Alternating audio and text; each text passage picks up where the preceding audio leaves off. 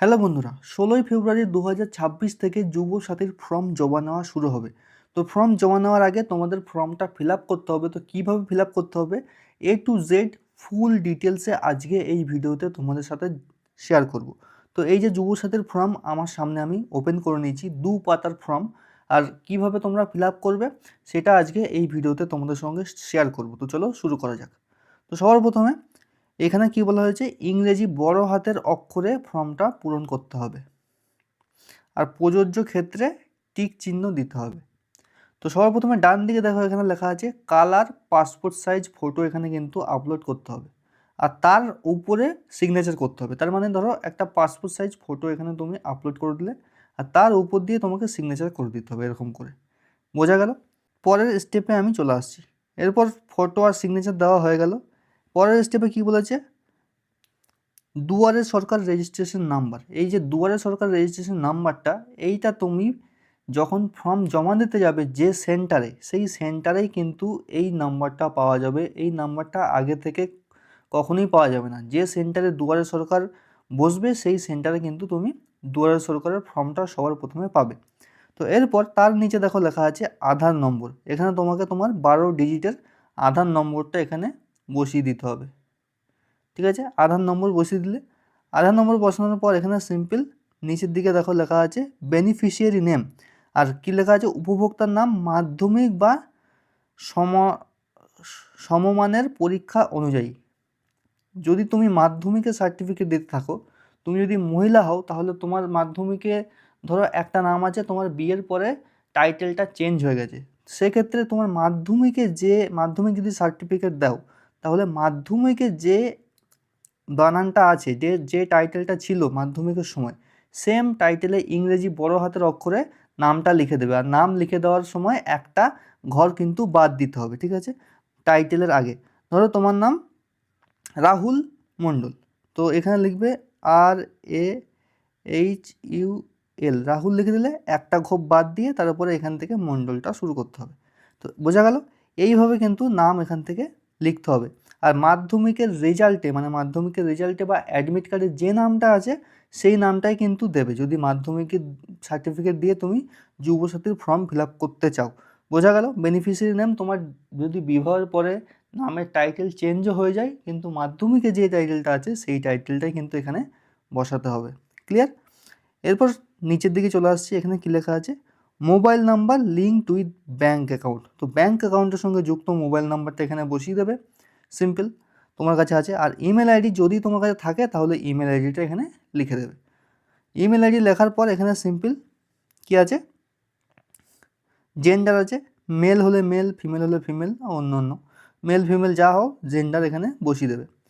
তারপর এখানে আমি নিচের দিকে চলে আসছি, ডেট অফ বার্থ। তো তোমার আধার কার্ড অনুযায়ী যে ডেট অফ বার্থটা আছে সেটা এখানে বসাবে।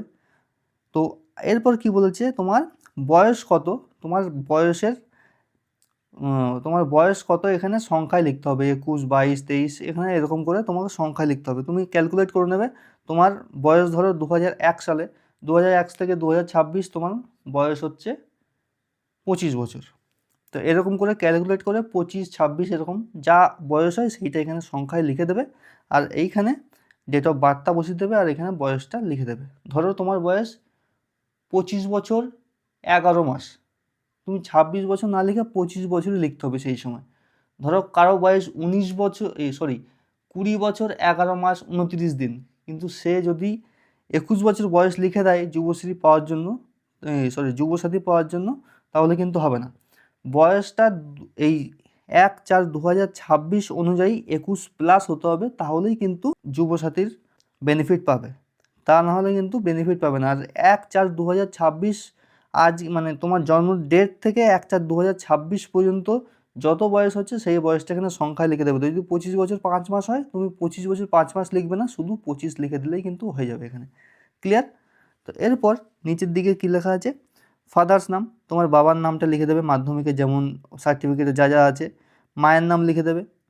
মায়ের নাম লেখার পর এখানে স্পাউস নেম, যদি তুমি বিবাহিত হও, যদি পুরুষ হও তাহলে তোমার স্ত্রীর নাম লিখতে হবে। আর বিবাহিত হও আর যদি মহিলা হও, আর যদি লক্ষ্মীর ভাণ্ডার না পাও, তাহলে কিন্তু মহিলারাই অ্যাপ্লাই করতে পারবে আর তোমার স্বামীর নাম এখানে দিয়ে দেবে যদি মহিলা হও, আর পুরুষ হলে এখানে স্ত্রীর নাম। বোঝা গেল? তো এরপর বাবার নাম, মায়ের নাম, স্পাউসের নাম দিয়ে দেওয়ার পর এখানে কী লেখা আছে, ক্যাটাগরি অফ জেনারেল, জেনারেলের যদি নথিভুক্ত না হও তাহলেই কিন্তু এখানে সার্টিফিকেট নম্বর দিতে হবে। তো এসসি, এসটি, ওবিসি 3টে অপশান আছে। তুমি যদি এই 3টে ক্যাটাগরির যে কোনো একটা থেকে বিলং করো, মানে তুমি যদি এসটি হও, এসসি হও বা ওবিসি হও, তাহলে সেই সার্টিফিকেটের নাম্বারটা কিন্তু এখানে নিচে বসাতে হবে। আর তুমি যদি জেনারেল হও তাহলে এখানে কোনো নাম্বার বসানোর দরকার নেই। ক্লিয়ার?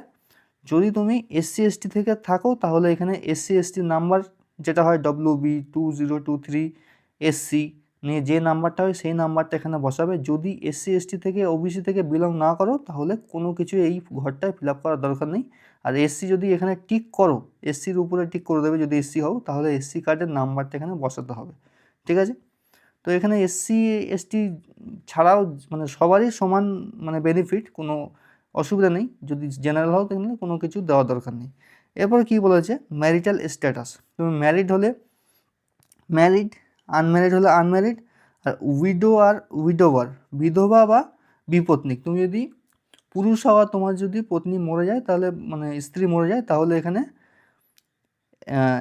এখানে টাচ করবে। আর তুমি যদি মহিলা হও তার তোমার যদি মানে স্বামী মরে যায় তাহলেও এখানেই টিক করতে হবে। আর তোমার যদি বিবাহ বিচ্ছিন্ন হয়ে যায় বা ডিভোর্স হয়ে যায় তাহলে এই অপশানটা সিলেক্ট করতে হবে। তোমার যে অপশানটা তোমার ক্ষেত্রে অ্যাপ্লাই হয় সেইটা এখান থেকে দিয়ে দেবে। তো এরপর সিম্পল নিচে দিকে কী লেখা আছে, বাড়ির নম্বর। তো এই বাড়ির নম্বরটা যদি তোমার কাছে না থাকে তাহলে এখানে কিছুই দেওয়ার দরকার নেই, অথবা তুমি ভিলেজে তোমার গ্রামের নাম এখানে বসিয়ে দেবে। তো বাড়ির নম্বর যদি না থাকে এখানে গ্রামের নাম বসিয়ে দেবে। আর বাড়ির নম্বর যদি থাকে তো ভোটার কার্ডের লিস্টে দেখবে বাড়ির নম্বর কিন্তু পাওয়া যাচ্ছে এখন SIR এর পরে। তো বাড়ির নম্বর যদি থাকে দিয়ে দেবে, যদি না থাকে কোনো অসুবিধা নেই, গ্রামের নাম দিয়ে দেবে। এরপর নিচে দিকে কি বলেছে, ভিলেজ, টাউন বা সিটি। তুমি যদি টাউন থেকে বিলং করো টাউনের নাম, ভিলেজের নাম, গ্রামের নাম দিয়ে দেবে। ঠিক আছে? পোস্ট অফিসের নাম সেম, এখানে পোস্ট অফিসের নামটা বসিয়ে দেবে। এরপর জিপি মানে গ্রাম পঞ্চায়েত বা ওয়ার্ড, তুমি যদি শহরের এলাকায় থেকে থাকো তাহলে ওয়ার্ড নাম্বার, নাহলে গ্রাম পঞ্চায়েতের নাম এখানে দিয়ে দেবে। তারপর এখানে ব্লক, মিউনিসিপ্যালিটি। তো ব্লক হলে ব্লক, পৌরসভা হলে পৌরসভা এখানে দিয়ে দেবে। মানে তোমার ঠিকানা, তোমার থানার নাম সেমভাবে বসিয়ে দেবে। তোমার ডিস্ট্রিক্ট ধরো পূর্ব বর্ধমান বা পশ্চিম বর্ধমান, পূর্ব একটা গ্যাপ দিয়ে দেবে এরকম, তারপরে বর্ধমান, এরকম করে তুমি লিখে দেবে। তোমার পিনকোড লিখে দেবে। এরপর ওয়েস্ট বেঙ্গল, এখানে অটোমেটিক ওয়েস্ট বেঙ্গলই থাকবে, কিন্তু এই অপশানটা তুমি চেঞ্জ করতে পারবে না, কারণ এইটা শুধু ওয়েস্ট বেঙ্গলের সিটিজেনের জন্য। এই যুবসাথী বেনিফিটটা ওয়েস্ট বেঙ্গলের বাইরের সিটিজেন যদি তুমি হয়ে থাকো তাহলে এই বেনিফিট কিন্তু পাবে না। এরপর সিম্পল আমি চলে আসছি নেক্সট পেজে। এরপর এখানে তুমি মাধ্যমিক পাস সার্টিফিকেটের ডিটেলস দিয়ে দেবে, রোল নাম্বার আর নম্বর। রোল আর নম্বর দুটো আলাদা আলাদা কিন্তু অপশন এখানে আছে। তো 6 সংখ্যার রোল হয় আর নাম্বার হয় 4 সংখ্যা। তোমার মাধ্যমিকের রেজাল্টের উপরে দেখবে রোল আর নাম্বার এখানে দেওয়া আছে, বা অ্যাডমিটেও পেয়ে যাবে মাধ্যমিকের অ্যাডমিটে, রোল নাম্বার এখানে বসিয়ে দেবে। রেজিস্ট্রেশন না কিন্তু, অ্যাডমিট থেকে এখানে রোল নাম্বার বসিয়ে দেবে। মাধ্যমিকের অ্যাডমিটে পেয়ে যাবে, অথবা মাধ্যমিকের রেজাল্ট। আর কোন সালে তুমি 2018, 19 এরকম যে সালে তুমি মাধ্যমিক পরীক্ষা দিয়েছো সেই সালটা এখানে বসিয়ে দেবে। ঠিক আছে? ইয়ার এরপর নিচের দিকে লেখা আছে বোর্ড, তুমি কোন বোর্ড থেকে পরীক্ষা দিয়েছো, WBSC, CBSE, ISC, WBBME, এই যে কোনো একটা বোর্ড থেকে যদি পরীক্ষা দিয়ে থাকো তাহলে এখানে WBSC হলে WBSC, CBSE হলে CBSE, ISC হলে ISC, অথবা যদি অন্য কিছু থাকে তাহলে সেটা এখানে কিন্তু লিখে দেবে। ঠিক আছে? যদি অন্য কোনো বোর্ড থেকে তুমি পরীক্ষা দিয়ে থাকো তাহলে সেই নামটা এখানে লিখে দেবে, ফাঁকা জায়গাতে লেখার কোনো জায়গা নেই এখানে, কিন্তু এখানে লিখে দেবে, কোনো অসুবিধা নেই। যদি আর ম্যাক্সিমাম তো WBSC বোর্ড থেকেই আমাদের ওয়েস্ট বেঙ্গলে, আমিও WBSC বোর্ডেরই ছাত্র। তো এরপর নিচের দিকে কী লেখা আছে, শিক্ষাগত যোগ্যতা। এরপর এগুলো কিন্তু সব ইংলিশে বড় হাতের অক্ষরে করতে হবে, সব ফিল আপ। তো শিক্ষাগত যোগ্যতা সর্বোচ্চ তুমি কি, ধরো তুমি উচ্চ মাধ্যমিক দিয়েছো, গ্রাজুয়েশনে পড়ছো, কলেজে পড়ছো, তাহলে এখানে গ্রাজুয়েশন কিন্তু লিখবে না, এখানে কি লিখতে হবে, উচ্চ মাধ্যমিক। এখানে লিখতে হবে হায়ার সেকেন্ডারি কিন্তু এখানে লিখতে হবে এইচএস লিখবে না, হায়ার সেকেন্ডারি লিখে দেবে যদি উচ্চ মাধ্যমিক পাস হয়ে থাকো। তুমি যদি কলেজে পড়ছো কিন্তু কলেজে পড়া অবস্থাতে তুমি গ্রাজুয়েট নও, তাহলে এখানে উচ্চ মাধ্যমিক তোমার হায়েস্ট এডুকেশন এরকম বসিয়ে দেবে। ঠিক আছে? এরপর বর্তমানের অকুপেশন কি, প্রেজেন্ট অকুপেশন। এখানে যেহেতু এইটা বেকার ছাত্রছাত্রীদের, বেকার মানুষদের জন্য, সেই জন্য এখানে তুমি যে কাজ করার কোনো পেশা এখানে উল্লেখ করবে না, তুমি নাথিং করে দেবে, নো করে দেবে, ঠিক আছে। এখানে নো করে দেবে, যেহেতু এটা কোনো কর্মরত লোকের মানুষের জন্য না, এটা বেকার মানুষদের জন্য এই যুবসাথী প্রকল্পটা। তো এরপর তার নিচে দেখবে একটা মেন অপশন চলে এসছে, এইটা ভালো করে একদম ভালোভাবে ফিল আপ করবে। এখানে কী লেখা আছে, ব্যাংক নেম, মানে তোমার ব্যাংকের নেম। তুমি যদি স্টেট ব্যাংক থেকে SBI লিখবে না, STAT, ফুল ব্যাংকের নামটাই লিখবে। সেন্ট্রাল ব্যাংক হলে সেন্ট্রাল ব্যাংক, ফুল ব্যাংকের নামটাই কিন্তু এখান থেকে লিখবে। তো তুমি যে ব্যাংকে তোমার অ্যাকাউন্ট, সেই ব্যাংকের নামটা এখানে কমপ্লিট লিখে দেবে। তো ব্যাংকের নাম এখানে লিখে দেবে, যে ব্যাংকের বই তোমার। এরপর ব্রাঞ্চ নেম, তুমি কোন ব্রাঞ্চে তোমার বই আছে, বইটা খুললেই, পাস বইটা খুললেই এখানে ব্রাঞ্চ নেম পেয়ে যাবে, সেই ব্রাঞ্চ নেমটা এখানে কিন্তু লিখে দেবে। তো ব্যাংকের নাম লিখে দিলে, ব্রাঞ্চ নেম লিখে দিলে। এরপর ব্যাংক অ্যাকাউন্ট নম্বর, এই ব্যাংক অ্যাকাউন্ট নম্বরটা একদম ভালো করে প্রত্যেকটা খোপে পরিষ্কার করে লিখবে, এখানে কিন্তু কোনো কাটাকুটি করা যাবে না, একদম পরিষ্কার করে ব্যাংক অ্যাকাউন্ট নম্বরটা লিখে দেবে। তো স্পষ্টভাবে ব্যাংক অ্যাকাউন্ট নাম্বার লেখার পর এখানে নিচের দিকে লেখা আছে IFSC কোড। IFSC কোড দেখবে পাসবুকের নিচে লেখা থাকে। তো SBI এর IFSC কোড এরকম শুরু হয় SBIN001137 এরকম কিছু একটা থাকে, মানে প্রত্যেক ব্যাংকের আলাদা আলাদা IFSC কোড হয়। তোমার ব্যাংকের যে IFSC কোড সেটা তুমি পাসবইয়ের নিচে পেয়ে যাবে, বা অথবা ব্রাঞ্চে গেলেও তুমি IFSC কোড পেয়ে যাবে। তোমার ব্যাংকের যে IFSC কোড সেটা কিন্তু লিখবে, তোমাকে এইটা হুবহু দেখে লিখে দিও না, প্রত্যেক ব্যাংকে কিন্তু IFSC কোড আলাদা আলাদা হয়। তো এই যে ব্যাংকের নাম, ব্যাংকের ব্রাঞ্চের নাম, ব্যাংকের অ্যাকাউন্ট নাম্বার আর IFSC কোড, এই চারটি জিনিস ভালো করে লিখবে। এরপর এখানে নিচের দিকে চলে আসবে। এরপর কি বলেছে, তুমি অন্য কোনো সরকারের সাহায্য পাও কি না, শিক্ষাগত সুবিধা ও বৃত্তি ছাড়া, মানে স্বামী বিবেকানন্দের স্কলারশিপ যারা একবার পেয়েছে বা কোনো মোবাইল পেয়েছে, তারা কিন্তু অ্যাপ্লাই করতে পারবে। তো এখানে সিম্পল নো করতে হবে। হ্যাঁ যদি করে দাও এখানে, তাহলে কিন্তু তুমি কোনো বেনিফিটই পাবে না। সিম্পল নাতে ক্লিক করে দিতে হবে যে তুমি কোনো সরকারি পাও না, সুবিধা পাও না। তো এখানে নোতে ক্লিক করতে হবে, নোতে টিক চিহ্ন করতে হবে। হ্যাঁতে ক্লিক করলে কিন্তু তোমার ফর্মটাই বাতিল হয়ে যাবে। আর যদি পাও এখানে বিস্তারিত দিতে হবে, এখানে কোনো কিছু দেওয়ারই দরকার নেই। নিচের দিকে যদি এখানে কি বলছি, যদি পাও তাহলে বিস্তারিত, এখানে কিচ্ছু দেওয়ার দরকার নেই, ঠিক আছে। এরপর আমি নিচের দিকে চলে যাব। এরপর কি বলেছে, তুমি অনুগ্রহ করে উপযুক্ত বক্সে টিক দাও। এখানে মাধ্যমিকের অ্যাডমিট কার্ড যদি দিয়ে থাকো, মানে জেরক্স করতে হবে, আর জেরক্সের নিচে সই করতে হবে, ঠিক আছে, সেলফ অ্যাটেস্টেড করে দিতে হবে। তো মাধ্যমিকের অ্যাডমিট কার্ড যদি দিয়ে থাকো, মানে দিতেই হবে যদি পেতে চাও, তাহলে মাধ্যমিকের অ্যাডমিট কার্ডে জেরক্স করে তার নিচে তুমি সিগনেচার করে দেবে। এখানে সিম্পল রাইট চিহ্নে ক্লিক করবে। এখানে মাধ্যমিক আর ইকুইভ্যালেন্ট মার্কশিট অথবা সার্টিফিকেট, মাধ্যমিকের উপরে উচ্চ মাধ্যমিকের মার্কশিট অথবা যদি সার্টিফিকেট দিয়ে থাকো, সেম জেরক্স করতে হবে, জেরক্সের নিচে সিগনেচার করতে হবে, এটাতেও টিক করতে হবে। মানে এখানে সব বক্সগুলোতে টিক করে যেতে হবে, ঠিক আছে। কারণ এই যে ডকুমেন্টসগুলো বলেছে, এই 6টা ডকুমেন্টস বা এই 5টা ডকুমেন্টস, এইগুলো যদি তুমি না দাও তাহলে কিন্তু হবে না। লাস্টের এই SC STটা শুধু অপশনাল, এটা যদি যাদের থাকবে তারাই দেবে, যাদের না থাকবে তারা কিন্তু SC ST দেওয়ার দরকার নেই। তো এরপর সিম্পল মাধ্যমিক হলো 2 নম্বর। 3 নম্বর গেল কপি অফ আধার কার্ডের জেরক্স করবে, জেরক্স করে নিচে সিগনেচার করবে, এখানে টিক বক্সে টিক করতে হবে। মাধ্যমিকের অ্যাডমিট কার্ড, মাধ্যমিকের সার্টিফিকেট বা মাধ্যমিকের রেজাল্ট আর আধার কার্ড দিলে, কপি অফ ভোটার কার্ডের কপিও কিন্তু এখানে দিতে হবে। ভোটার কার্ড না থাকলে কিন্তু হবে না, ভোটার কার্ডটা জেরক্স করতে হবে, জেরক্স করে সিগনেচার করবে, নিয়ে দিয়ে দেবে। ভোটার কার্ডের দিয়ে দিলে এরপর ফার্স্ট পেজ অফ পাসবুক, আর পাসবুক না থাকলে ক্যান্সেল চেক দিতে হবে। তো পাসবুকই আমার মনে হয় সবার কাছে আছে। তো এরপর সিম্পল পাসবুক, ব্যাংকের পাসবুকটার প্রথম পাতাটা জেরক্স করে তার নিচে সিগনেচার করে এটা দিয়ে দেবে।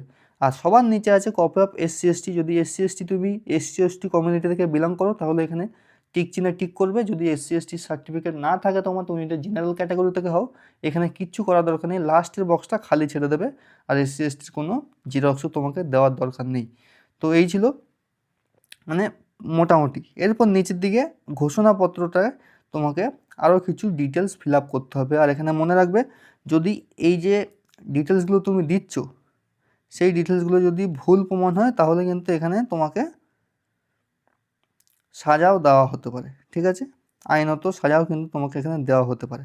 তো এরপর সিম্পল এখানে কোন ডেটে তুমি জমা দিত সেই ডেটটা এখানে বসিয়ে দেবে। এরপর আবেদনকারীর স্বাক্ষর এখানে তুমি সিগনেচার করে দেবে। সিগনেচার করার পর এখানে দেখবে অ্যাকনোলেজমেন্ট, এরপরে দুয়ারে সরকার রেজিস্ট্রেশন নাম্বার, এই রেজিস্ট্রেশন নাম্বারটা আমি প্রথমে বলেছি, এই রেজিস্ট্রেশন নাম্বারটা তুমি যেখানে ফর্ম জমা দিতে যাচ্ছ সেইখানে গিয়েই কিন্তু পাবে, তারপর এখানে বসাতে হবে। তারপর এখানে সিম্পল আই দিয়ে লেখা আছে dash son daughter wife of এই, তো এখানে আইয়ের পরে তোমার নাম দিয়ে দেবে, আর তুমি কার সন ডটার, তোমার বাবার নাম অথবা স্বামীর নাম এখানে বসিয়ে দেবে, ঠিক আছে।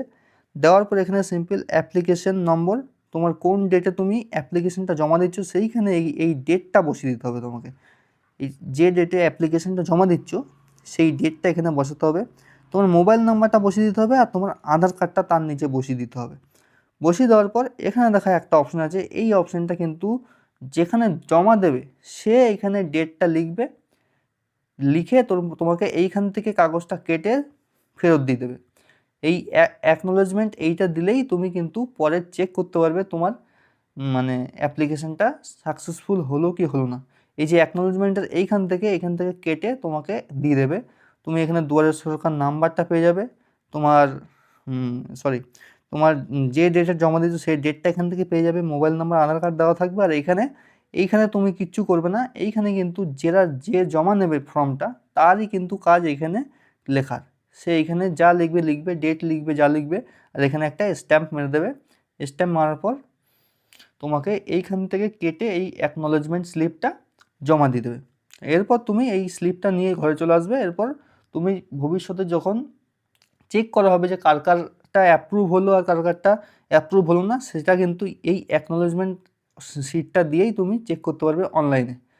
তো এই ছিল ফুল প্রসেস। এইভাবে তুমি কিন্তু যুবসাথী প্রকল্পের ফর্মটা ফিল আপ করতে পারো খুবই সহজে, একদম সহজ ফর্ম। আর মনে রাখবে এইখানে কালার ছবি দিতে হবে, আর এই যে সব যে ফর্মটা ফিল আপ করবে সেটা কিন্তু ক্যাপিটাল লেটারে ইংরেজিতে ফিল আপ করতে হবে। আর কালো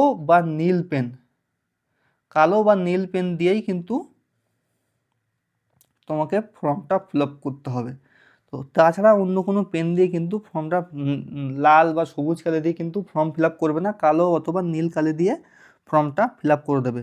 তো এই ছিল যুবসাথী প্রকল্পের ফর্ম ফিল আপের সম্পূর্ণ পদ্ধতি। ভিডিওটা ভালো লাগলে একটি লাইক অবশ্যই করবে, চ্যানেলটা সাবস্ক্রাইব করে পাশের বেল আইকনে ক্লিক করে দেবে এরকমই ইনফরমেটিভ ভিডিও আরও পাওয়ার জন্য। Thank you. পরের ভিডিওতে আবার দেখা হবে।